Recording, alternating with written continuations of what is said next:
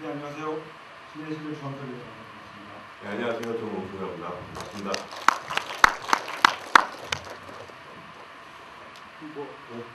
이 작품으로 들어가기 전에 모든 배경 설명을 드려야 될까요? 아니 뭐.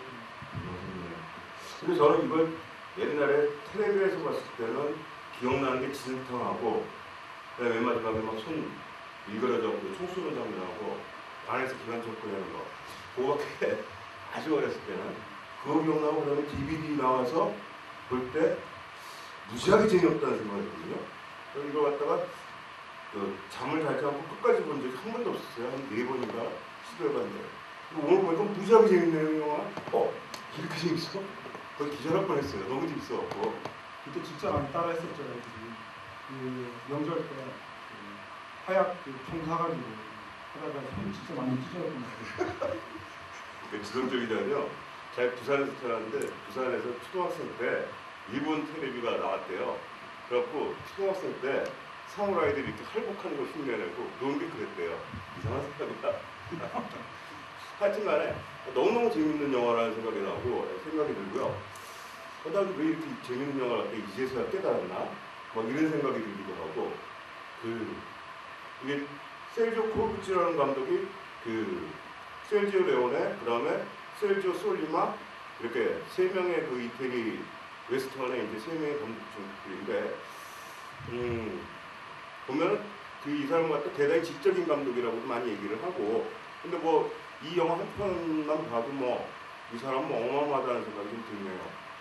먼저 배경 설명을 좀 할까요? 네, 뭐 배경 설명이 뭐 웨스턴 장르의 어떤 기나긴 역사는 다들 아실 거예요. 그런데 어느 순간 셀지오 레오네 감독의 황해의 무법자 1964년에 나오면서 기존의 어떤 존 포드와 존 웨이로 대표되는 서부의 어떤 역사와 낭만성 이런 것들을 완전히 해체하게 되는데요. 그런데 보통 이런 기존의 장르를 전복시키면서 나온 새로운 어떤 느낌의 장르나 새로운 운동들은 이전을 넘어서기 힘들거나 혹은 그런데 이 황해의 무법자는 굉장히 인기를 끌었죠. 그래서 그 당시에 사실 따지고 보면 이탈리아에서 마치 서부인 것처럼 멕시코인 것처럼 약간 짝퉁으로 꾸며가지고 만든 작품인 거잖아요. 근데 그것이 역수출이 된 거죠. 역수출이 되면서 그 당시 엄청나게 인기를 끌면서 60년대 모든 영화들이 그렇죠. 영향을 줬죠. 그러니까 홍콩에서는 장철 감독의 영화들이 나오게 됐고 한국은 한국대로 그렇고 일본도 마찬가지로 뭐 누구나 다 웨스턴을 만들 수 있다는 어떤 그걸 줬죠. 그러니까 거의 사멸되다시피 했던 그 당시의 서구 장르를 완전히 새롭게 새로운 궤도에 진입시켜놓은 작품이고요. 그러니까 감독님 말씀처럼 홍콩의 외파리라든가 자토이치 같은 그런 시각 레니 이렇게 신체훼손의 드라마 같은 것들도 여기서 좀 많이 영향을 받은 것 같고요. 아무튼 황해의 무법자의 주인공이 이름 없는 남자잖아요. 근데 그것과 달리 이 장고는 이름이 있는 정도가 아니라 장고라는 이름 하나로 이후에 거의 이제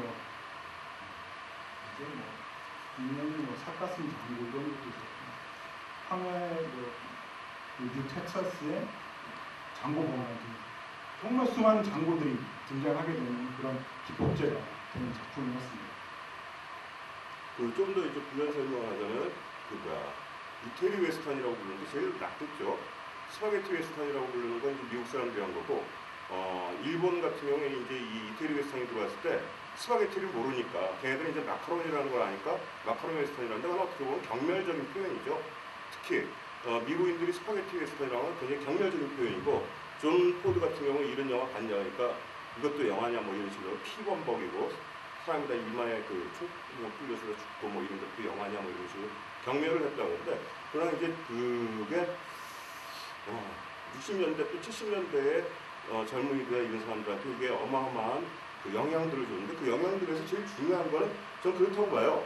그러니까 이 영화는 조금 이제 설명을 드리는데 어떤 가치에 대해서 미국 웨스턴들이 갖고 있는 신화들, 그러니까 자기네들이 어떤 청교도, 그러니까 서부를 개척한 개척 정신과 프론티어 정신이랑 어떻게 보면은 뒷면을 보면은 정말 구린내 나고 아니지 썩었고 뭐 하여튼 구린내 나고 그 안에는 인디안 학살의 역사가 있는 거고 여러 가지 어떤 뭐 서부 시대라는 것이 뭐 정의의 무슨 뭐 이런 것 같지만 사실 와이어트나 이런 많은 사람들이 그 화장실에서 똥 누고 있을 때 죽이거나 뒤에서 총 쏴 죽이거나 이런 것들이었고, 그 다음에 더한 건 뭐냐면은 그들의 그 칭송했던 어떤 자들은 보안관의 역사라고 다 악당들이 미국 정부의 면죄부를 받아갖고 그들이 같은 자기가 너무너무 잘하는 악당들을 갖다가 배신해서 그들 다 교수대로 세우는 이 배신의 역사고, 와이어트나 이런 사람들 보면은 뭐 조금도 위대한 자들이 아니거든요. 목장이 있을 때 그 목장이 이제 철도가 들어오고 이게 자본주의가 산업화되는 어떤 과정 속에서 이들을 갖다 이용을 해서 이들이 목장주들을 갖다가 살해하고 그 다음에 기차, 은행 이런 어떤 자본이 들어오게 되고 뭐 이런 것들을 한 사람들인데, 그 이면들을 갖다가 미국인들은 자기는 어떤 신화니까 몇 년 안 된 나라, 몇 년 안 된 국가의 어떤 신화를 갖다가 자기들은 어떻게 깰 수가 없었죠. 55년대 되면서 존 포드라든가 로버트 알드리치라든가 안소니만 같은 감독들이 좀 신화 깨기를 좀 했죠. 많이 했죠. 그러나 정면으로 그것들 갖다 깬 것은 이제 레오네죠. 주인공이 등장했는데 정의를 위해 싸운 게 절대 아니고 돈만을 위해 싸우고 이 편에도 들고 저쪽 편에도 들고 어떤 가치를 갖다가 완전히 훼손시켜버린 것이 이제 레오네가 이스트우드를 데리고 만든 황녀의 목자, 석양의 목자, 그다음에 석양에 돌아오다라고 했고, 달러 3부작이라면 이제 이 영화는 석양에 돌아오다가 만들어진 66년도에 만들어졌는데 또 다른 어떤 영화죠? 뭐라고 네? 그러니까 이 영화에서 되게 재밌는 거는 레오네는 꿈에도 생각하지 못했던 웨스턴에다가 멕시코 혁명을 갖고 왔거든요. 그 부분이 되게 재미있고, 그 다음에 또 하나 이제 주동철 기자께서 주동철 기자께서 굉장히 좋아하시는 거라 이 소품 위주의 무협 영화 되게 좋아하시잖아요. 그러니까 말하자면은 관이 쓰인다든지, 그 다음에 총 쏘는데 손이 다 망가져 그걸 갖다가 십자가에 걸어놓고 쏜다든지 여러 가지들 그런 어떤 홍콩 영화에서 이제 소품이 더 위주가 되고 소품이 이야기를 끌어가는 어떤 주된 무가 되는 그런 영화들의 어떻게 보면 이게 거의 표시죠. 아까 말씀하신 그게 이제 어떤 역부작이라기보다는 그 당시 어떤 멕시코 혁명 사실 그게 이 영화 속에서 핵심 주제는 사실 아닌데 그냥 그게 좀 좋아 보이니까 사실 끌어온 거잖아요. 그러니까 근데 프로부치는 그런 사람은 아니잖아요. 네, 자파타 웨스턴이라고 부르는데 근데 자파타 웨스턴은 68년도에 솔리나가도 만들고 그게 효시 아닌가요? 오늘 보니까 완전 효시던데요. 그렇죠. 그래서 그 당시에 세르브 포르치 같은 경우는 그런 얘기 했었죠. 그러니까 레오네랑 살짝 그런 라이벌 관계가 있었죠. 그래서 은근히 레오네 역 작품들을 쓰죠. 까기도 하고. 그렇죠. 빨간색도. 근데 사실 그 사람이 담고 싶어했던 그런 주제, 그러니까 자파 감독으로서 했던 주제가 사실은 이 장고라는 캐릭터가 워낙 세가지고 좀 제가 볼 때 좀 훼손된 그런 느낌이 있다는 생각이 드는데요. 근데 어쨌건 그 이후에 장고라는 영화가 전 세계적인 히트를 기록을 하면서 속편제가 당연히 있었을 거 아니에요. 근데 그걸 좀 과감하게 거절하긴 했어요. 그래서 그 다음에 지금 이제 시중에 장고 1편 외에 2편, 3편 약간 짝퉁으로 텍사스 출시가 되고 있는데, 텍사스 아디오스 같은 경우는 완전히 그냥 전혀 별개의 영화인데 전형적인 서부죠. 재미없죠.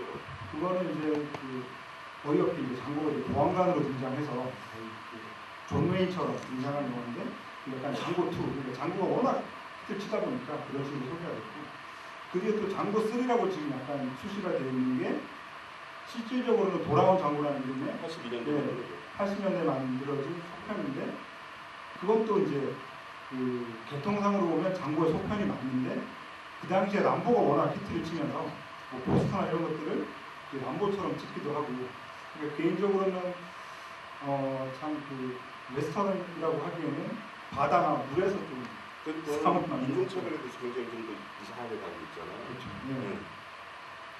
이 장고에서 제일 재밌는 점은 그거 같아요. 얼마 전에 돈 웬슬로라는 작가가 쓴 개의 힘이라는 멕시코 마약 전쟁에 관한 거의 1970년대부터 1990년대 말까지를 갖다가 소설로 쓰는 게 있는데 굉장히 재밌는 책이에요.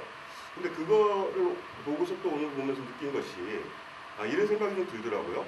그 대힘 같은 경우에는 이제 월남 전쟁 때의 CIA 요원이 그러니까 월남전에서 그 고엽제를 뿌리고 그 다음에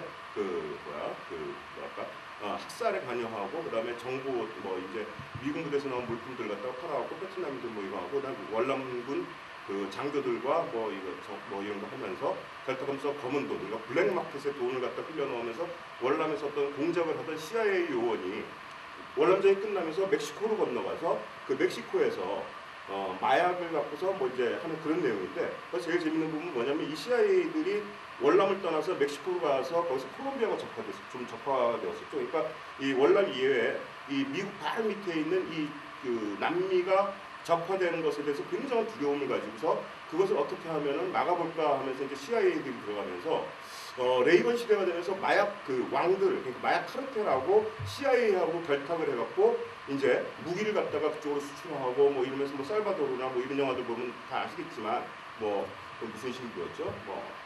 있었잖아요 옛날에. 그러니까 그런 식으로 이 CIA가 적극적으로 레이건 정부 때 개입을 하고 뭐 이러면서 그 나오는 그런 얘기인데요. 오늘 이거 보면서 재밌었던 게 뭐냐면은 자, KKK 단원이라고 정말 인식되는 거, 그러니까 하얀 복면만 안 썼을 뿐이지 빨간 복면을 쓴 저 인종주의자인 미국인이 보면서 대의힘에서도 그런 자가 등장하는데 뉴욕 마피아이면서 이탈리아인이면서 뉴욕 마피아 그러면서 CIA 요원이면서 그 다음에 마약상인 어떤 자가 하나 등장하거든요.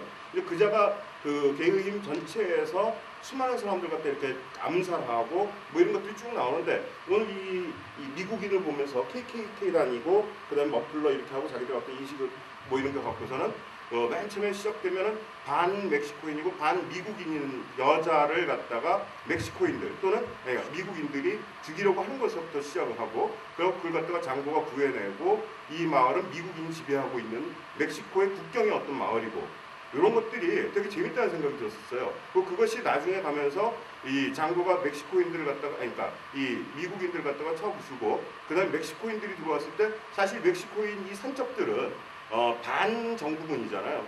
그러니까 혁명군이고 정부에 대해서 저기 하는 자들인데 이들과 미국인이 정부군하고 결탁을 해갖고 이 멕시코 산적들이라고 저 판초비아나 뭐 이런 게 연상되는 애인데 얘들을 완전히 다 계곡에서 학살을 해버리고 뭐 이런 것들이 대단히 재밌다는 생각이 들었어요. 그러니까 야 이게 66년도 영화인데 그때 뭐 월남전이 뭐 저기 하고 있었겠지만 이 세르지오 코르부치라는 감독은 물론 멕시코 혁명 때도 마찬가지로 미국인 이제 멕시코 혁명 영화 이제 66년 이후에 67년, 68년부터 세르지오 코르부치를 비롯해서 그러니까 세르지오 솔리마 이런 사람들이 그 영화를 많이 만들어요. 그 다음에 그것이 가장 대표적으로 관객들한테 많이 알려진 게 이제 석양의 깽이라는 영화에서 레오네가 질투심많은 레오네가 그 세르지오 코르부치나 솔리마가 한 걸 보고서는 내가 이것을 완전히 집대성해서 내가 이걸로 한번 뭔가 더 콜부치나 솔리마가 만든 거에 그러니까 다 깔아뭉갠 어떤 영화를 만들겠다 해서 이제 성형학생들을 만든 것인데 하여튼간에 이게 60년대 그 서부국에서 처음으로 멕시코 혁명이라든가 이런 어떤 것들을 갖다가 그냥 겉핥기로 다룬 것은 절대 아닌 것 같고 이렇게 보면서 느껴지는 게 참 잘 다뤘구나. 이 장고가 이 멕시코의 이 산적들 말하자면 게릴라겠죠. 이 게릴라들하고 뭔가 좀 좋은 관계를 갖고 있고 그 다음에 돈에 뭔가 돈 뭐 이런 것들에 갖고 멕시코 얘네들 배신을 하고 금은 늪속으로 사라져 버리고 그 다음에 얘네들 그 멕시코 이 산도둑들은 장고를 갖다가 자기 성명을 보여주니까 죽이진 않고 손만 박살내고서는 나중에 이제 이 미국인들한테 계곡에서 완전히 죽고 뭐 이런 것들이 되게 재미있고 그 다음에 이 뒤에 세르지오 솔리마하고 콜부치하고 만드는 영화들에서 대부분이 어떤 식이냐 하면은 미국에서 그 남북전쟁 때 뭘 했는지 모르겠 하여튼 그 양키 하나가 오는데 걔는 전문가예요. 전문가 서북이라고 그러죠. 전문가가 하나 들는데 이걸 프랑크네라고 하는 게 많아요. 제규어라는 영화인데 거기서 프로페셔널이라는 뭐 제목으로 돼 있고 뭐 이런데 거기서 전문가인 미국인 총잡이가 들어오고 그 다음에 독일 또는 프랑스 또는 미국 어디에서의 자본가들 그 무기 판매상 있잖아요. 얘들이 들어오고 그 다음에 멕시코 산적들 그 다음에 멕시코 정부군들 이렇게 이게 완전 뒤엉켜갖고 그 아수라장이 되는데 그 안에서 결국 그 솔리메가 만들거나 이제 콜부찌가 만드는 거 보면 멕시코인들이 좀 이기는 쪽으로 가고 그 안에서 미국인들은 양심적인 미국이든 아니면 전문가 미국이든 아니면 악랄한 돈밖에 모르는 미국이든 그 안에서 뭐 이렇게 좀 갈팡질팡하고 뭐 이런 거 그거 같은 서양 게임들에서 제임스 코반을 그 이런 전문가로 해갖고 이렇게 그 아일랜드 저기로 해갖고 이렇게 데려왔었잖아요. 그런 것들이 오늘 보면서 야 이게 다 있었잖아. 그런 생각이 들더라고. 이걸 왜 이렇게 무시했지 나는. 그다음에 이게 그 황해목자하고 이제 그거하고 좀 다른 점은 복수극으로 시작된다는 거. 그 다음에 관을 끌고 간다. 그다음 한 번도 이 영화에서 프랑코 네로는 말을 안 타잖아요. 그것도 되게 재밌는 것 같아요. 그리고 또 하나 이게 악몽 같은 진흙탕에서만 계속 거의 진흙탕에 대해서는 거의 강박적으로 사용하는 것 같아요. 그러다 이 영화 전체를 철칙으로. 근데 그 진흙탕이라는 것은 어떻게 보면 월남전에서 그 진흙탕들이 생각나고 또 한국전에서의 진흙탕들이 생각나고 그 뭐 아시겠지만 팀스피리트 훈련이나 이런 거 갔을 때 미군 애들이 그 진흙탕 속에서 걔네들 캠프나 우리 천막이나 이런 데 가면 전부 다 진흙탕에서 그냥 척척 빠져갖고 무릎까지 그냥 다 분화가 다 진흙에 젖어 있고 뭐 이런 것들인데 그런 것도 연상하면 너무 오바가.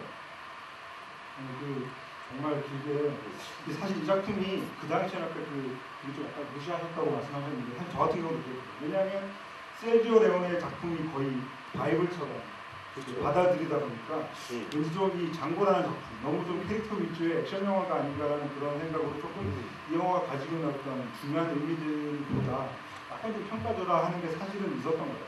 근데 사실은 다시 보면서는 저도 같은 생각들 많이 했고요. 그러니까 지금 중에 기관총이든지 해서 대량 확산 무기. 그러니까 한 명씩 죽이는 게 아니라 그냥 갖다 대면은 전부 다 죽여버리는. 그러니까 어떤 그 1대1 대결이라는 게 전혀 의미가 없는. 뭐 서부에서 말하는 어떤 뭐 그런 대결의 의미가 전혀 없는 영화가 만들어졌거든요.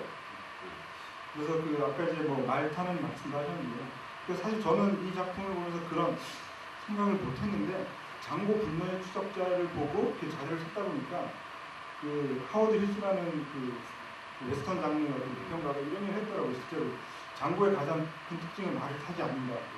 그 저는 그때서 알았어요. 아 장고가 맞아 말을 안 타지 왜 말을 안 타지? 관을 끌고 다니고 그게 가장 중요한 특성, 그러니까 걸어다니는 검면이라는 점이었고요.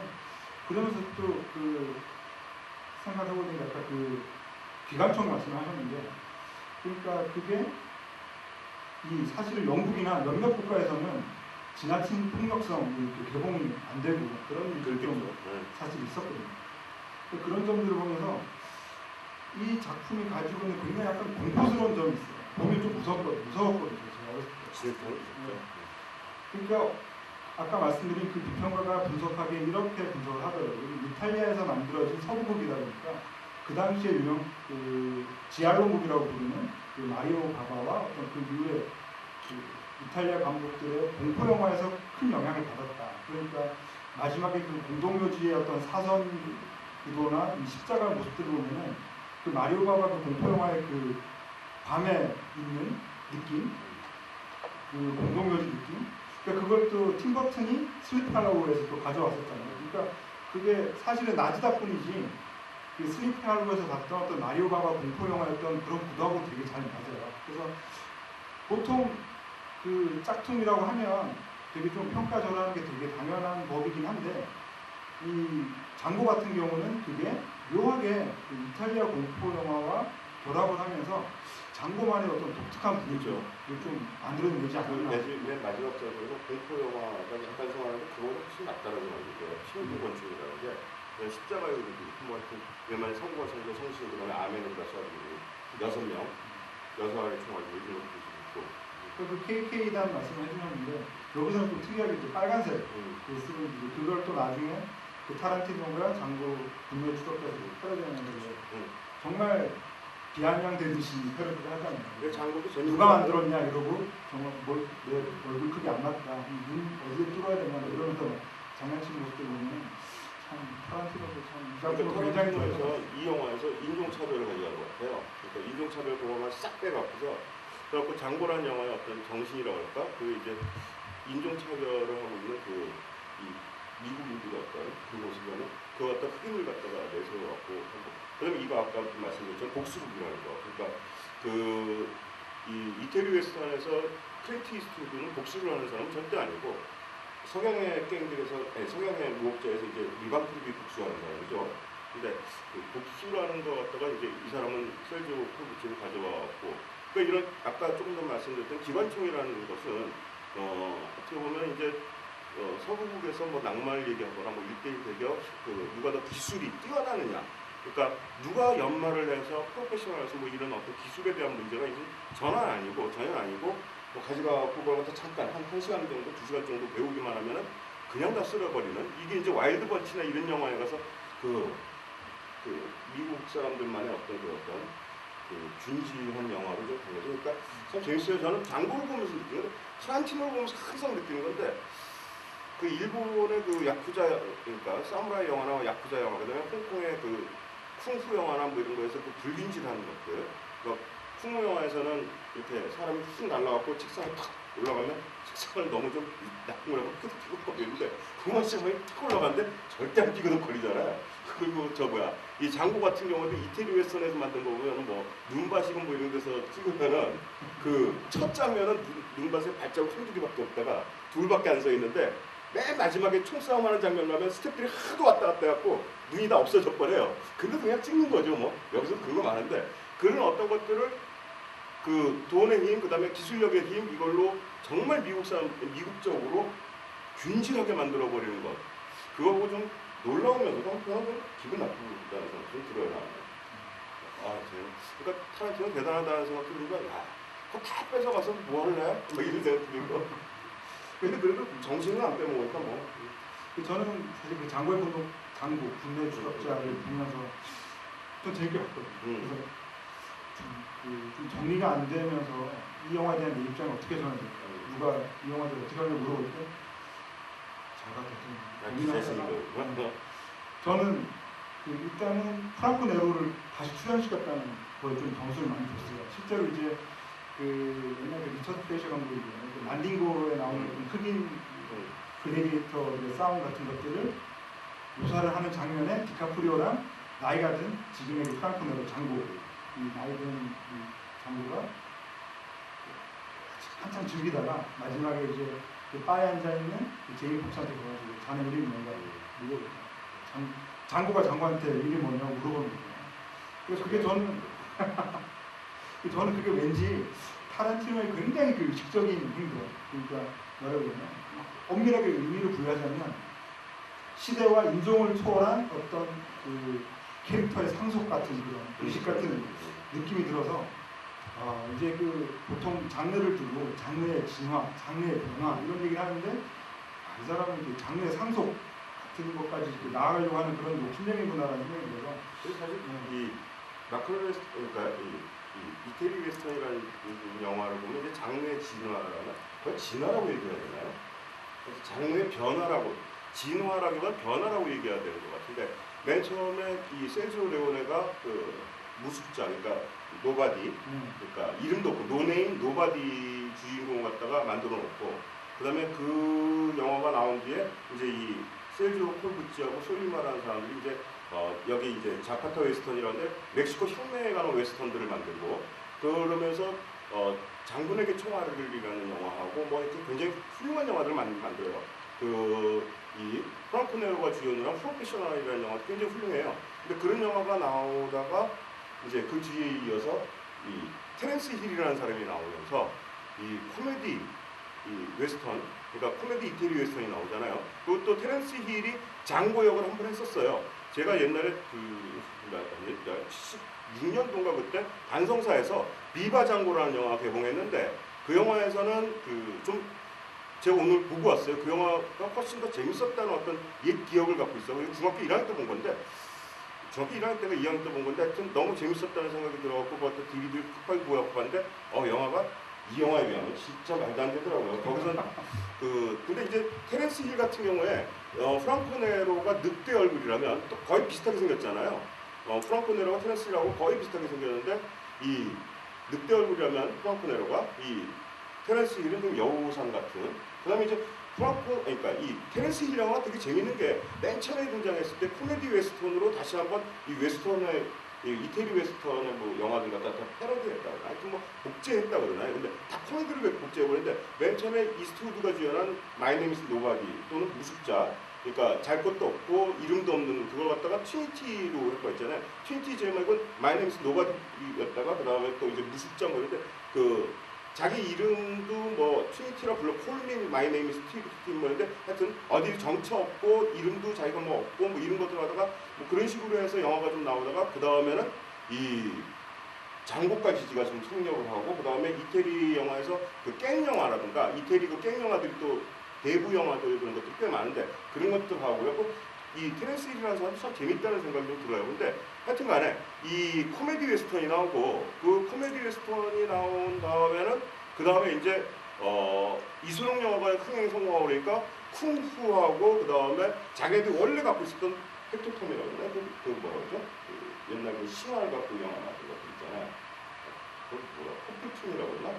하여튼 그걸 갖고 와서 웨스턴 그 다음에 신화, 그러니까 헤라클레스나 이런 아마조네스나 이런 사람들이 등장하고 그 다음에 이쪽에 쿵무라는 쿵무맨이 등장하고 이 세 명이 같이 영화 속에서 등장하고 싸우는 그러니까 이상한 그런 어떤 웨스턴들도 만들어내고 이러다가 이제 완전히 그 웨스턴 장르가 사라져버리면서 괴기 영화, 공포 영화 뭐 이쪽으로 가다가 그 다음에 포르노 영화로 넘어가 버리거든요. 그런 것들이 참 재밌다는 생각이 드는데 이게 진화까지는 아니고 변한데요, 그죠? 그런 생각이 들어요. 그러니까 이태리 웨스턴이라는 게 정말 재밌다는 생각이 들고 참 계속 얘기하지만 이태리 웨스턴에서 좋은 작품들만 더 모아서 한국에서 한번 그 한 거의 한 60편 정도 되는 것들 갖다가 피해서 한 아니지 시체에서 한 피해받아 뭐 이렇게 갖고 한번 웨스턴만 갖고 좀 틀어봤으면 좋겠다는 생각을 좀 하고 계속 좀 추진해보려고 그러는 있는데 그러면 이 시간도 그렇게 많지는 않을 것 같은데 프랑코 네로에 대해서 좀 얘기 좀 그 전에 또 제가 말씀드렸죠. 감독님께서 쭉 여러 감독님들 이름을 말씀해 주셨는데 여기 약간 초심자들이 계실 것 같더라고요.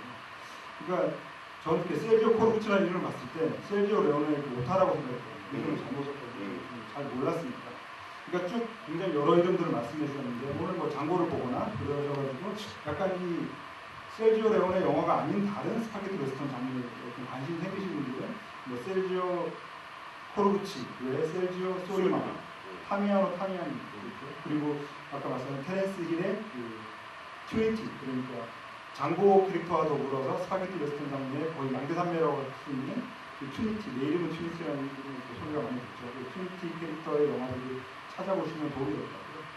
또 이제 이때 저는 이렇게 찾아보면서 되게 재밌었던 게 자기네들끼리도 뭐 라이벌 관계도 있지만 사실 좀 이 견제도 하고 그렇죠. 그리고 좀 우정도 있더라고요. 그러니까 그 트윈티를 만든 엔조 바르보니가 이 세르지오 코르부치의 촬영 감독이기도 했고 또 그 DVD 포메터를 보니까 프랑코 네로가 그 당시에 클린트 이스트우드를 너무 좋아해가지고 비슷한 시기에 이탈리아 어딘가에서 또 셀지오 레오네와 어떤 또 서부를 찍고 있었나 봐요. 그래서 원래 가서 보고 막 그랬다 그러더라고요. 그게 옛날 그 홍콩 영화가 좀 많이 비슷하더라고요. 홍콩 영화 같은 무술 영화를 막 이 산 저 산에서 촬영을 할 거 아니에요. 홍콩 영화. 그러면 지금 성룡이 누군가랑 싸우는 장면을 어느 산에서 촬영한다 그러면 산을 넘어가서 이제 몰래 또 보기도 하고 멋지네 이러고 이런 식으로 여기서도 보면 지금 셀비오 레오네랑 이스트우드가 어디서 뭘 찍는다더라. 이런 거 같이 찍었잖아요. 스페인에서 그러니까 세르지오 레오네 영화 찍고 있을 때 거의 한 4-5km 떨어진 곳에서 이 프랑코 네로가 하고 이 장고를 찍고 있었다고 그러더라고요. 이 와서 보고 그랬다고 그러더라고요. 그래서 이제 프랑코 네로로 이렇게 좀 들어가자면은 저는 이분을 제일 처음 본 게 그 다이아드 2편에서 그렇죠. 그 비행기에 잡혀 있는 그 에스프란자 장군이거든요. 그 사람으로 봤는데 그냥 되게 좀 위험 있고 왕처럼 생기신 그런 분이거든요. 그렇게 처음 알게 됐고 최근에는 그 레터스 주위에 거기서 이제 할아버지 또 나왔는데 멋지더라고요. 그래서 지금도 굉장히 관리가 잘 되셨구나라는 생각이 관리 잘 됐죠.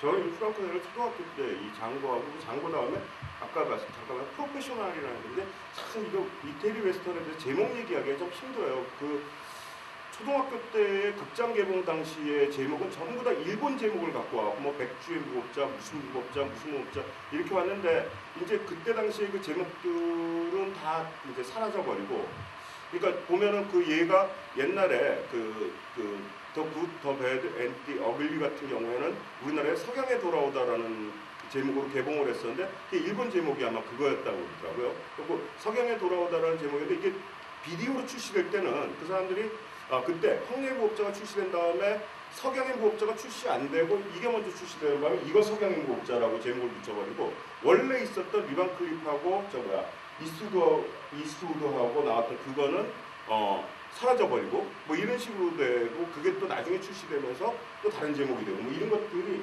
제목들이라는 게 계속 엉켜져 있고 그다음에 또 이게 미국 제목, 미국에 상영되거나 이런 영화들이 아니니까 미국 제목도 없고 그냥 다 이태리 제목이고 뭐 이러다 보니까 그 미국 사람들 나름대로 센 값을 사가면서 이걸 갖다가 자기들 pap대로 막 이름 붙여버리고 그러니까 그것도 이태리 말을 해보니까 이 제목을 잘 모르고 그러니까 일본 제목에 의지해야 되는지 아니면 미국 제목에 의지해야 되는지 근데 미국 제목 보면 DVD 제목은 또 완전 상관없는 그런 제목을 다시 갖다 붙이거나 뭐 이래갖고 참 어려운데요. 그러니까 제가 옛날에 봤을 때 이제 제규어라는 영화 그 프로페셔널이라는 제목으로도 돼 있고 여러 가지 제목이 있는데 하여튼 그 영화나 뭐 이런 것들 보면서 되게 저는 후라쿠네를 좋아했었는데 이 이태리 배우들이 참 재밌는 게 그 미국에서 50년대 중반 이후에 그 성경 영화들이 굉장히 많이 만들어지고 이제 스펙타클 이제 굉장히 초스펙타클 영화들이 만들어지는데 이때 성경에 관한 영화들을 찍을 때 그러니까 미국 감독들이 전부 다 이태리에 가서 로마의 유적지가 있고 그러니까 이제 거기서 촬영을 하기 시작했는데 그 중에서 가장 대표적으로 이들한테 그 재밌게 된 게 베노라 그러더라고요. 베너 때 그러니까 셀지오 레오네는 세컨 유닛 감독이었고 그 다음에 여러분 뭐 아시는 분이죠? 이 장고라는 캐릭터가 있으면 링고라는 캐릭터가 또 하나 있어요. 근데 링고라는 캐릭터를 연기한 거는 줄리아노 젬마인데 이 줄리아노 젬마는 황야의 은하 1불이라는 영화에서 주연을 시작을 하면서 있는데 이 줄리아노 젬마는 뭐 클린트 이스트우드는 뭐 절대 대학 없었다 그러는데 그 이스트우드가 이 전참 올 때 그때 줄리아노 젬마라는 이제 소방관 출신이기도 하면서 뭐 여러 가지 말이 있어요. 서커스단에서 그 고개사 출신이라고도 하고 근데 이 건장하고 멋진 이 젊은이 줄리아노 젬마가 찰톤 헤스톤의 대역을 하고 그러니까 이때 배너를 할 때 이태리 전 스태프들이 다 이제 총동원 돼갖고 그때 그 영화를 이렇게 하면서 그들이 미국 영화라는 거 이런 생각을 했다 그래요. 그 얘기 들어보면 야 얘네들 우리나라하고 우리 얘기 찍고 있냐? 그렇잖아요? 근데 우리보다 훨씬 더 잘 찍잖아. 그래서 이제 좀 그때 얘네들 그런 생각을 하고 그러면 우리라고 너희들 건 못 찍겠냐? 뭐 이런 생각들 뭐 이런 것들을 했다 그래갖고 레오네가 미국의 서부 감독들 웨스턴 감독들이 뺏어갔다 욕하니까 웃기네. 너희들의 그 하이눈이라든가 아니면 여기 나오는 모든 캐릭터들은 전부 다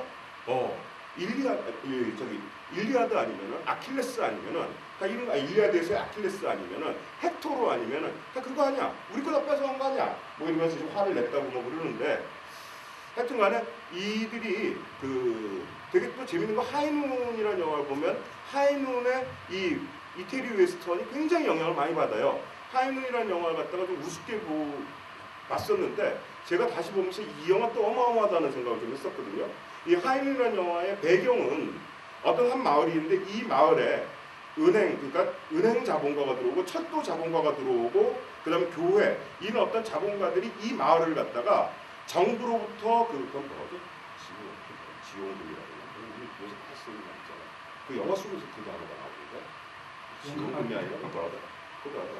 재정 지원금 하여튼 이걸 받기 위해서 이 마을이 뭔가 굉장히 평화롭고 아름다운 마을이어야 되는 어떤 그런 상황에 처해 있을 때 게리 쿠퍼를 죽이려는 이 악당 3명이 등장한 거거든요. 근데 이 게리 쿠퍼라는 사람은 말하자면 이제 기득권 자본가라고 그랬죠. 이 사람들하고 뭐 그 사람들 위해서는 아니었지만 이 하이눈 그 마을에 있는 수많은 악당들, 그러니까 창녀촌을 완전히 다 없애버렸고, 그 다음 호텔에서 도박하는 거 싹 없애버리고, 그 다음에 낮에 술 먹는 사람 싹 없애버리고. 그래서 이 게리 쿠퍼는 보니까 그 마을의 이 룸팬들이나 그 깡패들 이런 애들 완전 박멸시키면서 거의 그 사람들한테는 호텔 주인이나 이런 음지의 사람들한테는 거의 거의 어마어마한 증오의 대상이고, 이 마을의 자본가들한테는 정말 그들이 총애하는 보안관이었고, 그들이 이제 여기 이제 재정지원금을 받을 수 있는 어떤 여러 가지 깨끗한 마을을 갖다가 청정지구를 갖다가 게리 쿠퍼가 만들어 놓고 떠나는 날인데 이날 그가 과거에 물리쳤던 그 악당들 3명이 들어오는데 여기서부터 이제 얘기가 시작되는 거더라고요. 근데 제일 재밌었던 게 뭐냐면 이 청정지구를 만든 이 게리 쿠퍼가 나중에 깨닫는 게 뭐냐면 이 자본가들의 개노릇만 했구나 내가 라는 걸 깨닫는 장면이 나오고 그 다음에 이 자본가들 전체가 게리 쿠퍼가 여기 싸우지 마 싸우려 나가서 싸우는 거고 우리는 절대 도와줄 수 없다. 왜? 네가 여기 싸웠고 만약에 신문에 나오거나 그러면 여기에 철도가 안 들어오고 여기 우리 은행 뭐 이런 것들이 다 들어오기는 이 파이낸싱 받는 뭐 어떤 것들이 다 안 된다. 그러니까 이게 이런 거였어. 나 어렸을 때 몰랐어요. 근데 나이가 들어갖고 이 하이눈을 다시 보니까 어마어마하더라고요. 그러니까 이제 이 이태리 웨스턴 감독들은 하이눈을 너무너무 그거에서부터 정식도 일어났던 미국에 대한 얘기를 갖다가 우리는 어떻게 좀 가야겠구나 갖다가 이렇게 온 거고 그 다음에 아까 말씀드린 배너라는 영화 이 영화를 찍으면서 이 미국의 기술력이라든가 이런 것들은 거기에 출연했던 배우들이나 이런 애들이 다 이 웨스턴으로 오고 이 프랑코 네로도 물론 여러 가지 영화를 찍었지만은 프랑코 네로가 또 외국에서 알려줄 때는 존 휴스턴이 만든 천지창조에서 아벨 역을 하거든요. 그러면서 이 사람이 그러니까 이 존 휴스턴이 천지창조를 찍을 때 역시 이태리에 와서 또 찍고 그래갖고 이 이태리 웨스턴이라는 것은 어떻게 보면 성경 영화들 하고 굉장히 그걸 갖다가 그 안에서 기술력들을 보고 그 안에서 얘들이 하는 것들 보고서 이러면서 오는 것 이런 게 되게 재밌는 것 같아요. 저 프랑크 네로의 블루 아이들어요. 눈이 파란 것 그거 굉장히 매력적이에요. 종도 말씀하신 그 최근에 그 프랑크 네로가 찍은 작품이 성 아우구스티누스가 거기서 굉장히 멋진 그 성직자로 나오는 모습 굉장히 멋진. 저는 아까 쭉 어떤 하이론까지 웨스턴의 어떤 거대한 세계에 대해서 말씀드렸습니다. 저도 이 작품을 보고 또 다른 스파게티 웨스턴을 보면서 느낀 거는 웨스턴이라고 하는 장르가 굉장히 광대하구나. 이 세계는 좀 파도 좀 더 볼 게 많은 그런 장르다라고 하면서 사실은 그 외에 다른 영화들까지 좀 많이 좋아지거든요.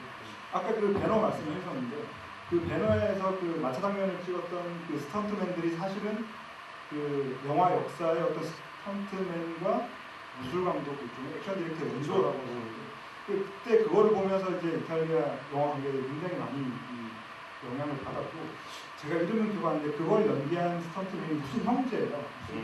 카노트 형제인가 말이에요. 카노트 형제가 예전에 서부극이나 이런 데서 이제 존 웨인 대신에 말에서 떨어지고 이런 연기를 했던 사람들인데 그걸 보면서 이제 이탈리아에서도 어떤 스턴트맨의 어떤 맹아적인 형태가 이제 생기게 되는데 그런 식으로 이렇게 웨스턴이라고 하는 장르가 이 곳곳을 돌면서 영향을 미치고 뭐 영향을 받고 뭐 이런 모습을 사실 다이하드나 이런 것도 전부 다 현대 웨스턴이죠. 그냥 그게 참 재밌는 게 그 황해의 무법자의 클린트 이스트도 어떻게 보면은 이제는 그 주목받지 못하는 한 배우를 이탈리아까지 데리고 와서 황해의 무법자에 찍은 거거든요. 그 뭐 요즘식으로 말하자면은 이제는 홍콩에서 활동하지 않는 원표 같은 배우를 뭐 한국의 류승환 감독이 뭐 무술영화를 찍으려고 한다고 해서 그건 아니죠. 그 원표 정도는 아니고 거의 뭐 이름 없는 그렇죠. 원표라고 하기에는 이미 원표는 그 정적 웨스턴 사람이고 로어에 대해서 그냥 조연 중 하나였잖아요. 그렇죠. 그러니까 말하자면 뭐 주성치 영화에서 늘 이름 없는 고수 정도로 나오는 사람을 데려다가 그렇죠. 정말 멋진 한국에서 더 멋진 무술 영화를 찍는 그런 느낌인 건데 그런 식으로 이렇게 웨스턴 장르만큼이나 막 시대와 이 장르 같은 것들이 굉장히 자유롭게 만나는 이렇게 있나라는 생각이 들어서 저는 처음에 이제 그 장고밖에 몰랐다가 감독님이 예전에 쓰신 키노의 글들을 보고 아까 말씀드렸다시피 세르지오 코르부치라고 쓰셨을 때 세르지오 레오를 잘못 쓰셨다고 생각할 정도로 굉장히 무식했는데 뭐 세르지오 소리만 그리고 또 아까 말씀하신 줄리아노 젠마 이런 사람들의 이름을 찾아 나가면서 보는 재미가 있었던 것 같고요. 그 영향관계라는 것의 어떤 백미는 굉장히 뒤늦게 그 원스 어폰 타임 인더 웨스트 세르지오 레오의 영화를 보면서 그 작품의 그 각본 크레딧에 뭐 아시는 분들 아시겠지만 뭐 베르톨루치와 다리오 아르젠토가 그 작품의 그 각본을 썼다는 사실을 보고 와, 이 세계가 정말로 광대하구나. 그리고 여기서 이제 니꺼라고 알았는데요. 이 베르톨루치가 너무 세르지오 레오네 그 웨스턴, 이 이태리 웨스턴에 참가를 하고 싶어 갖고 근데 이 레오네가 좀 그 거들떠도 안 갔다 그래요. 그때 뭐 그렇게 뭐 저기가 베르톨루치 대단한 감독은 아니었으니까 그 거들떠도 안 보고 그랬는데 이제 베르톨루치 너무너무 이 레오네 영화에 참여하고 싶어 이 믿거나 말거나요. 그 베르톨루치 그랬대요. 레오네한테 가갖고 당신은 존 포드 이후에 말의 엉덩이를 가장 잘 찍는 분이십니다. 그랬더니 이제 레오네가 좋아서 저 뭐야 스토리 부분에 참여하라고 그랬다고 뭐 이런 얘기인데 믿거나 말거나요. 뭐 하여튼 그 프랑코 네로에 대해서 조금 더 말씀드리자면 이 프랑코 네로라는 사람이 여기에서는 어떻게 보면 좀 냉혹한 늑대 같은 어떤 그러니까 이 턱이 참 인상적이라는 생각이 들더라고요. 이 턱이 굉장히 견고한 어떤 턱들 이런 걸 갖고서 말하자면 그 마초 남성어 같은 여러 가지 뭐 눈이나 이런 것을 때는 연민을 좋아하는 연민이라고 하면 좀 우울한 어떤 것도 있고 그런데 하여튼 항상 강인한 어떤 턱 때문에 느껴지는 이 겉면의 느낌을 갖고 있었는데 되게 제가 프랑코 네로를 좋아하게 된 게 배반의 그러니까 일본 제목은 배반의 황야라는 영화인데 이 프랑코 네로가 남군 병사였나 그런데 그 남군 병사로 어디에 주둔하고 멕시코인가 어디에 주둔하고 있었나 미국군 병사로 멕시코에 주둔하는데 거기에 성냥 공장이 있고 거기에 너무너무 아름다운 아가씨가 하나 있고 그래갖고 이 미군 병사가 멕시코 그 여자한테 반해갖고 거기 마지막에는 그 다 죽이고 자기도 죽고 황야에서 막 그 난리치고 하는데 말하자면 카르멘이죠. 카르멘을 원작을 하고 웨스턴으로 만든 영화가 있었는데 그거 보고서 야 이 사람 대단하네 라는 생각을 했어요. 한 여자한테 빠져갖고 그 자기 동료들 다 죽여버리고 탈영하고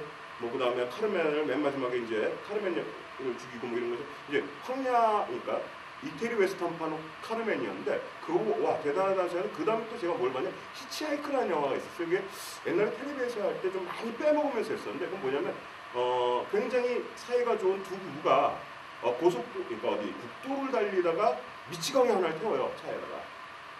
그러니까 그 미치광이한테 납치돼 갖고 강간당하고 뭐 이러면서 가는 그 영화였는데 그 미치광이 앞에서 그 뭐랄까 정말 연약하고 겁 많고 겁만탱 같은 그 미치광이 힘에 막 굴복하고 괴로워하고 막 이런 영화에서 절대 보여주지 못한 어떤 역들 그런 것들 다 해내더라고요. 와, 그 대단하다 이 사람 히치하이크라는 영화가 참 재밌는 영화였거든요. 그 다음에 또 하나 또 재밌었던 게 뭐야 그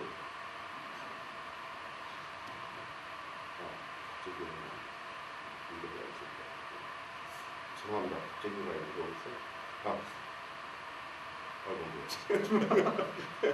얼굴을 해야겠네요. 근데 그런 것들 이 사람이 너무너무 재밌는 배우고 정말 그러니까 일본에서는 이 이태리 웨스턴 광들이 모여갖고 자기들이 무슨 책도 내고 포스터집도 내고 뭐 이런 것들을 해요.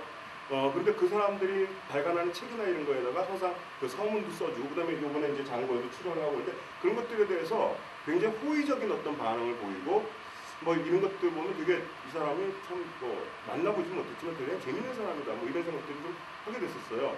그래갖고 이 프랑코 네로라는 배우가 참 이태리 웨스턴 영화 중에 이제 그 이태리인 배우들 중에서는 참 멋진 배우가 아닌가 뭐 이런 생각들 좀 하고 한번 관심 있으신 분들은 뭐 이렇게 저렇게 DVD가 꽤 많이 나와 있는데 히치하이크라는 영화하고 한번 배반의 황야는 일본판하고 그 다음에 프랑스판하고 이제 나와 있는데 너무 비싸긴 하지만 한번 보시고 싶으면 봐도 그렇게 손해가 될 것 같지 않다는 생각이 좀 하고요. 저는 그 예전에 본인이 추천해드렸어요. 케오마라는 케오마 재밌죠. 컴파니에요. 깜빡이가 제작진도 되게 재밌게 봤던 참 좋은 선수가 많았어요. 무지하게 많죠. 그다음 그 얘기할래요. 형사란 영화인데 그 영화 주제가는 나이 드신 분들이 다 거의 다 아는 이게 맞는지 모르겠는데 아모레 뭐 이건가 하여튼 뭐 있어요. 그 이태리 저기 할 때 그 주제가가 우리한테 훨씬 더 이게 아무리 이게 아닐지도 몰라요. 근데 우리한테 굉장히 잘하는 그 이태리 깐소네가 있는데 그 영화보다는 그 깐소네가 훨씬 더 알려져 있는데 그 영화에서 또 형사 역을 하는데 그 형사 역이 참 굉장히 멋지다는 생각을 했어요. 그러니까 이 미국 형사한테서는 좀 볼 수 없는 뭐랄까 좀 두려움에 떨기도 하면서 어떻게 보면 그 60 몇 년도 영화더라고요. 그게 한 7, 8년도 영화였던 걸로 기억을 하는데요. 69년도 영화인데 더티할이나 이런 어떤 강성 이게 생겨나기 전에 이 프랑스에서는 알랭드롱이라는 어떤 한 류의 형사가 등장하고 있을 때 물론 그걸 보고서 이제 만든 것 같아요. 근데 이쪽 이태리에서도 뭐 피에트로 제레미가 그런 사람들이 옛날에 만들었던 그때의 형사와는 좀 다른 굉장히 어떤 뭐랄까요? 좀 댄디하다고 해야 하나? 그러니까 프랑스의 알랭드롱보다는 뭐 좀 덜하겠지만 상당히 재미있는 면모가 있는 그런 형사 역을 또 연기를 했었어요. 그러니까 그것도 재밌게 봤던 걸로 기억을 하고 하여튼 뭐참 얘기할 건 많은데 또 와서 하니까 좀 근데 거의 막판에 지금 프랑코 네로에 대한 거의 찬양으로 전 이분 음. DVD 코멘터리 인터뷰를 보면서 되게 귀엽다는 생각이 들었던 게 사실 그 자기보다 더 뛰어난 배우나 선배 배우 중에 좋아하는 사람이 있으면은 그 가서 좀 훔쳐보거나 좀 말을 걸고 이런 거 아니에요. 이분도 되게 그 존웨이를 굉장히 좋아했더라고요. 그래서 사람을 찾아가다 보고 이렇게 대화를 나눈 거를 굉장히 그 평생 기억으로 가지고 계신데 그때 뭐 존 웨인이 자기한테 했던 얘기 뭐 이런 것들 얘기하는데 그 중에 제가 기억나는 거는 존 웨인이 나한테 어떤 서부극의 주인공으로서 어떤 태도나 이런 것들을 얘기하는데 서부극의 주인공은 두 가지를 알아야 된다. 서부극의 주인공은 연기할 때 두 가지를 기억해야 된다. 모자를 썼을 때랑 모자를 벗었을 때 두 가지. 그러니까 그 두 가지가 어떻게 다른 건지 저도 잘 모르겠지만 어쨌건 그 연기할 때 범맨이나 총장이 보안관 등이 모자를 썼을 때 행동이다. 벗었을 때 행동은 뭐 다르다 뭐 이런 얘기겠죠. 그거 보면서 참 이게 맞는지 안 맞는지 모르겠지만 황해 7일 찍을 때 스티븐 호킹이 계속 율브리너 옆에서 모자 벗었고 뭐 이러고 해각도 본다고 막 이러는데 그러니까 율브리너가 자꾸 모자 벗으면 내가 벗는다 그랬다는데 그래서 자기가 벗으면 그때부터 율브리너는 돼버리니까 확 다 시선이 오니까 이 스티븐 호킹 계속 자기한테 시선을 하고 이렇게 장난질을 친 건데 그랬다고요. 근데 황해 7일에서 율브리너가 모자 벗을 때 딱 한 번이거든요. 저 뭐야 그 마을 주민들하고 삽 들고서 그러니까 총 쏘는 이게 아니라 그냥 삽을 들고 그 뭐지 또 호만 들 때 있잖아요. 돌 나르고 그때 한번 딱 떴더라고요. 여기서는 그 완전히 몰락했을 때 그러니까 완전히 그 뭐랄까 그 모든 것을 다 빼앗기고 이랬을 때 모자를 벗게 해주잖아요. 그것도 재밌는 모습이잖아요. 또 하나 또 뭐예요? 썼을 때랑 벗었을 때 그거 두 가지 상황. 네, 뭐 이렇게 얘기를 하다 보니까 무서웠어요. 뭐 이렇게 좀 정리를 제가 먼저 하고. 아니 뭐 하세요. 그러니까 저는 엄밀하게 말하면 세대상으로 볼 때 홍콩 영화 굉장히 좋아했고 좋아했던 서부극은 역시나 그 세르지오 레오네의 서부극으로 오히려 서부극을 시작한 편이고 이후에 이제 뭐 존 포드라든가 존 그런 사람들로 이제 넘어가게 됐죠. 그러면서 사실 그 당시에는 장고라는 작품, 저도 좀 폄하라고 하긴 좀 그렇고 그래도 역시 뭐 서강의 깽들이 최고야, 뭐 레오네가 최고야 이런 식으로 하는 부분이 있었는데 그래도 혹시 시간이 지나면서 이렇게 계속 찾아보게 되고 머릿속에서 이렇게 도는 음악들은 장고예요. 그러면서 좀 안타까웠어요. 이거 이태리 말로 해야 되는데. 아니, 영화는 이태리 말로 나왔지만 대사 이태리인데 노래 주제곡도 이태리 나는데 그게 더 기억이 나거든요.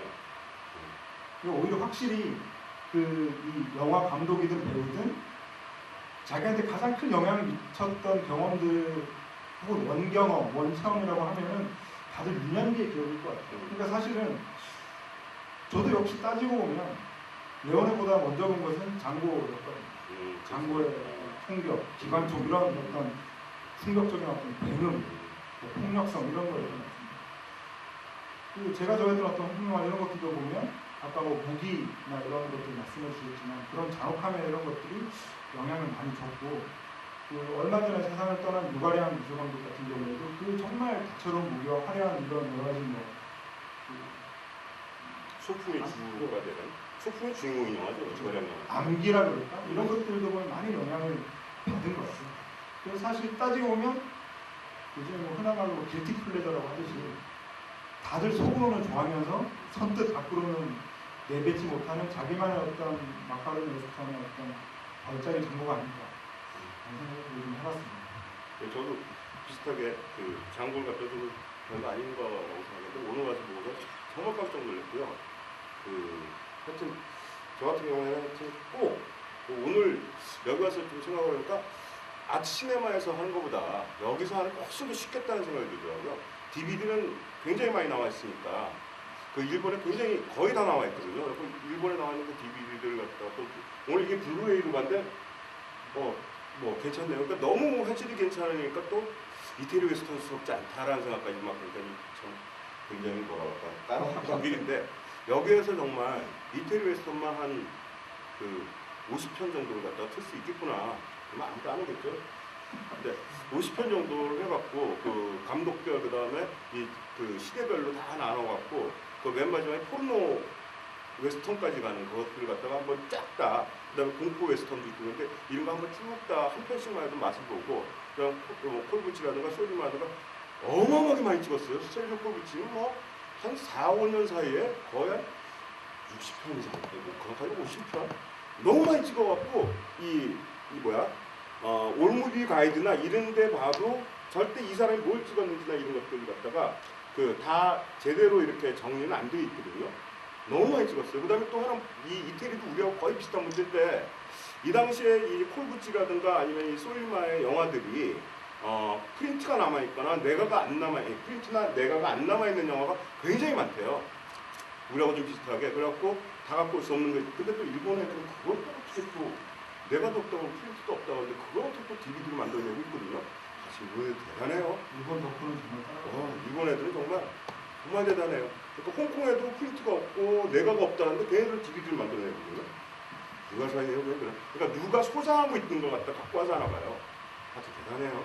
그래서 하여튼 내년이나 뭐 이렇게 갖고 한번 그 여름에 하든지 해갖고 꼭 하고 싶어요. 이 이태리 웨스턴하고 이태리 웨스턴 그래갖고 박찬욱도 부르고 뭐 공준호도 부르고 그 우리나라 감독들이 보면은 이명세 감독님을 포함해서 뭐 배창호 감독님도 있고 다들 이 그 세대의 사람들이 다 이태리 웨스턴에 굉장히 많은 그 영향을 받으신 분이고 이명세 감독님 같은 경우는 뭐 자기는 거의 이태리 웨스턴을 쓸 것 같다고 말씀하시고 또 우리 같은 세대들도 역시 주말 극장에서 보지 못하고 그러니까 이명세 감독님 같은 분들은 저보다 나이가 좀 많으시니까 그분들은 극장에서 봤는데 우리 같은 경우에는 1970년대 초반에 이제 그러니까 주말의 명화 시간에 남남 특집을 하거나 뭐 이런 때 이걸 보게 됐었는데 그러니까 극장에서 본 건 그 리바이벌 할 때인가요? 그때 봤지 이태리 웨스턴은 극장에서 본 세대는 저는 절대 아니고 이 영화도 이렇게 큰 화면에서 하는 건 좀 처음인데 좀 큰 화면에서 이태리 웨스턴을 좀 보면서 뭐 그게 뭐 우리들 지금 2014년 2012년 많이 하는데 우리하고 무슨 상관이냐 뭐 그러실지도 모르겠지만은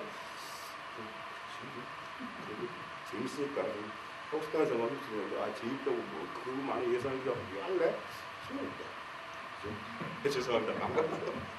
예, 오늘 여기서 끝나고 질문 있으시면 뭐 좀. 예, 뭐 혹시 또 이렇게 만든 영화는 아니지만 그쵸, 우리가 함께 뭐 나누고픈 얘기라던가. 예, 어떻게 봤다 뭐 이런 말씀 하시고 싶어요. 너희 재밌게 봐도 난 재밌게 이런 거 없거든. 근데 그게 더 제일 재밌어요. 나는 이 영화를 어떤 극장에서 내가 봤다. 그런 말씀하시는 분들 계신데, 그러면 여기서 위너죠. 그 극장에서 예. 저는 그 세르지오 레오네의 그 석양 무법자 그때부터 이제 극장에서 봤는데 극장에서요. 예, 그때 이제 충격이었어요. 영화 보는데 그 다음에 장고 이걸 봤는데 그때도 또 충격이었어요. 그 이제 황야의 무법자 그 다음에 장고 아주 어린 나이에 영화도 잘 모를 때 충격으로 봤는데 그 뒤에 가서 그 다음에 지금 말하는 테렌스 힐이 뭐 이런 사람들 나오는 거 그런 아리는 그때는 그냥 관심이 안 가고 영화 가치도 안 느껴졌어요. 그렇죠. 관심이 끊어버렸어요. 네. 근데 오늘 낮에 이제 이 앞에 그 김지훈 감독의 영화 제목도 모릅니다만은 봤는데 오늘 그거 보고 이거 다시 보니까 같은 그런 계열인 것 같아요. 그냥 뭐 대학 학사가라고 뭐 철학 없고 그냥 액션이고 그 지금 2013년대를 만든 한국 영화하고 오늘 이 영화하고도 그냥 맥이 닿는 것 같은 그런 느낌을 받았습니다. 네, 이상입니다. 네, 감사합니다. 그러니까 그 아까 말씀드린 그 책을 보니까요.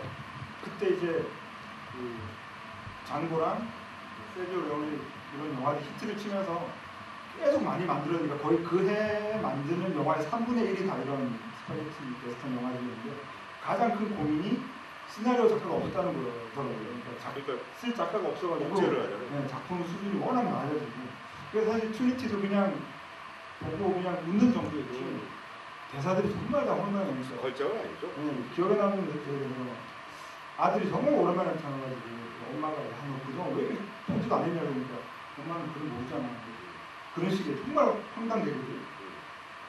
근데 그때부터 참 그걸 이렇게 보고 있으니 그 초등학생이 뭐 그런 거지 뭐.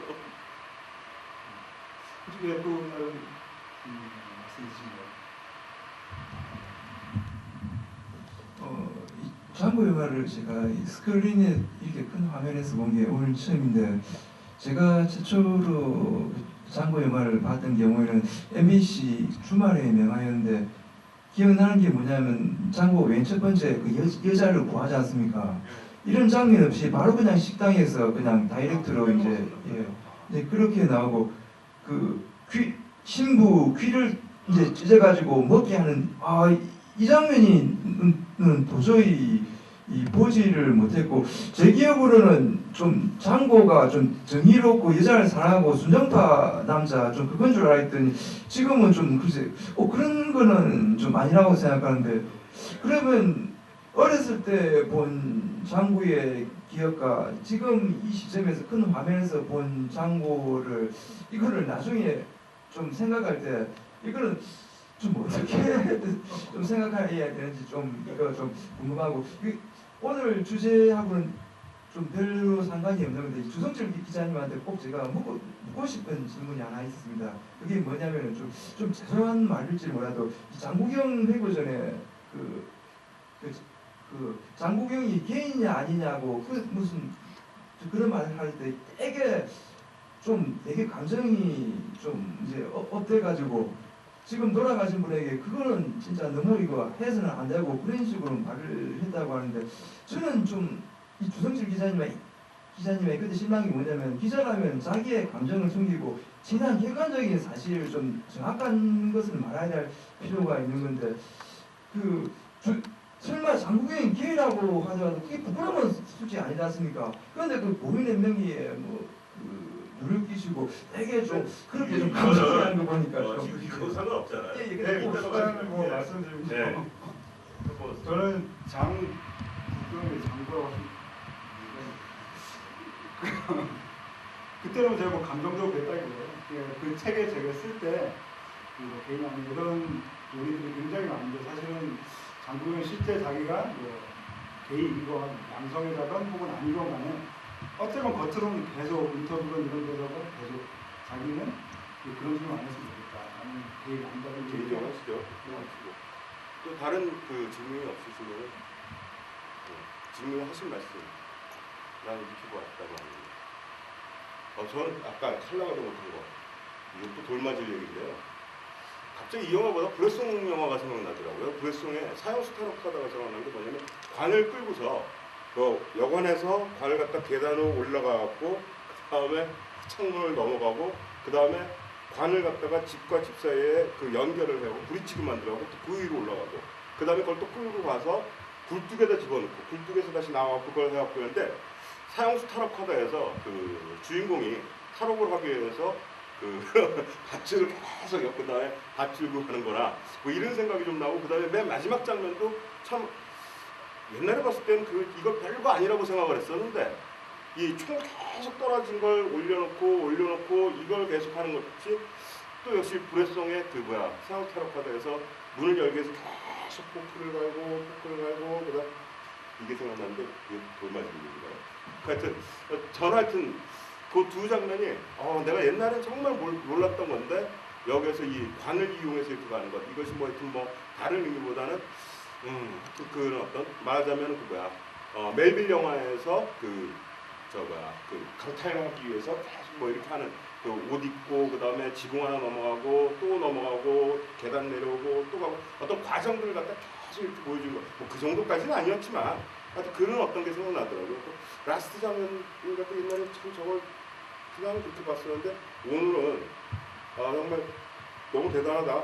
저거 갖다가 계속 이게 굉장히 저예산 영화였고 그 다음에 그때 당시에 뭐 한 15회나 찍었을까요? 뭐 그런데 그 안에 이 맨 마지막 라스트에 가갖고 이 손 하나 갖고서 이거 찍는 것만 해도 거의 뭐 그 라스트의 묘지 장면만 해도 저렇게 찍으려면은 그 당시에 뭐 하여튼 반나절은 걸렸을 때 뭐 아주 확실한 횟수는 모르겠지만 15회나 이런 거에서 저렇게 했다는 거 그걸 갖다가 또 용인하고 뭐 이런 것도 참 되게 재밌고 그렇게 용감하게 반 장면 그다음에 이 총 같은 게 계속 따라서 걸고 하다가 맨 마지막에 뭐 쏘는 건 잘 모르지만 하여튼 계속 거는 것 이것만 갖고 서북에서 저런 장면을 연출한 게 그 이후에도 없었던 것 같고 저 이전에도 물론 없었고 이후에도 저런 게 있었나 싶더라고요.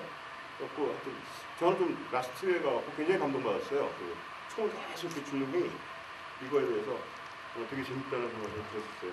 아 오늘 그 이렇게 좀 뭐랄까 두서없게 이렇게 한 거였으면 들어주셔서 너무 감사드리고요. 또 질문 없고 그러면 우리가 호흡할까요? 시간만 있을까? 네, 네, 감사합니다. 감사합니다.